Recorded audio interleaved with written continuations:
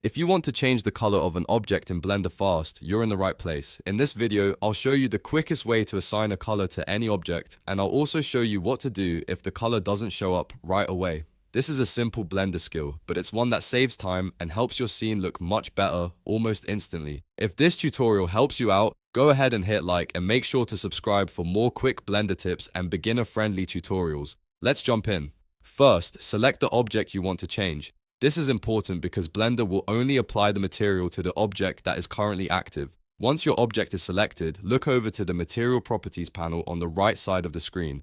This is the tab with the red sphere icon. Click on Material Properties and then click New to create a brand new material for that object. Blender needs a material before it can display a color, so this step is required. After the material is created, look for base color. This is the main color setting for the material. Click on the color box and Blender will open the color picker. From here, you can choose any color you want by dragging in the color wheel, adjusting the sliders, or entering exact values if you need a specific shade. Once you pick your color, the material should update immediately. If you don't see the color change right away, don't worry.